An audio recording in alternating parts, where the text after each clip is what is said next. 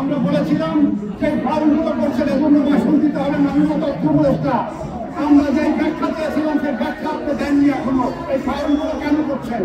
যে সাংবাদিকদের অধিকারের সাথে সম্পৃক্ত সাংবাদিক কল্যাণ ট্রাস্ট নামে একটি ট্রাস্ট রয়েছে, সেখানে ট্রাস্টে যাকে তারা নিয়োগ দেবেন সাংবাদিক নেতাদের সাথে আলোচনার মধ্য দিয়ে সেই পদটি ঠিক করা দরকার ছিল।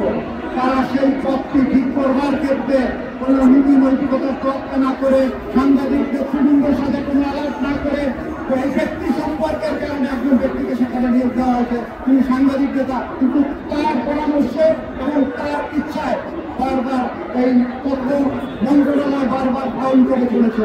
আপনারা দেখতে পাবেন যে বক্তব্যটি এসেছে, আমরা বিগত 16 বছর যে ফ্যাসিবাদের বিরুদ্ধে গণমাধ্যমের স্বাধীনতার জন্য রাজপথে আন্দোলন করেছি, যার নেতৃত্ব দিয়েছিলেন রুহুল আমিন গাজী। সাংবাদিক কল্যাণ ট্রাস্ট থেকে একটি সিডি বের করা হয়েছে যে ফ্যাসিবাদ বিরোধী আন্দোলনে যে সমস্ত সাংবাদিকরা ভূমিকা দিয়েছে তাদের একটি তালিকা দেওয়া হয়েছে। সেই তালিকার মধ্যে রুহুল আমিন গাজীর নাম। সেই রুহুল আমিন গাজী মৃত্যুর 8 দিন পর্যন্ত হসপিটালে ভর্তি হওয়ার 8 দিন পর্যন্ত সাংবাদিকদের অধিকার নিয়ে কাজ করেছে। তার নাম কি সেই সুবিধার মধ্যে নাই? সেটি রাষ্ট্রীয় টাকায়, সেটি তথ্য মন্ত্রণালয়ের টাকায় সাংবাদিক কল্যাণ সেই সুবিধা বের করেছে। এটি রাষ্ট্রীয় একটি দলিল, সেই দলিলের রুহুল আমিন গাজীর নাম নেই। বসুন্ধরা ডায়াপেন্ট এখন আরো উন্নত। এই hot air through top sheet দ্রুত শোষণ করে সোনামণিকে দেয় কোমল অনুভূতি।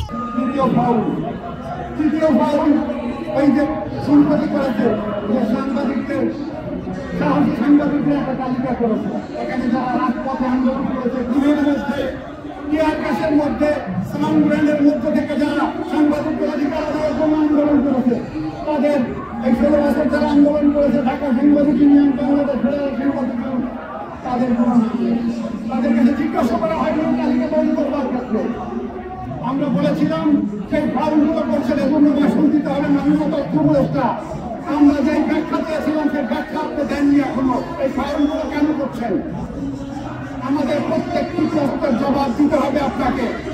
সাংবাদিক সমাজের সাথে কোনো আলোচনা না করে, সাংবাদিক নেতৃবৃন্দের সাথে কোনো আলোচনা না করে আপনারা তালিকা তৈরি করেন, আপনারা কল্যাণ ট্রাস্টের অনুদান দেন, আপনারা যে হাসিনা সরকার যে কাজগুলো করছে আপনারা যদি সেই পথে পরিচালিত হতে থাকেন, তাহলে পরিণতি তাদের যা হয়েছে আপনাদেরও জন্ম কষ্ট করে পরিণতি হবে না, আপনাদের সেই পরিণতি ভোগ করতে হবে।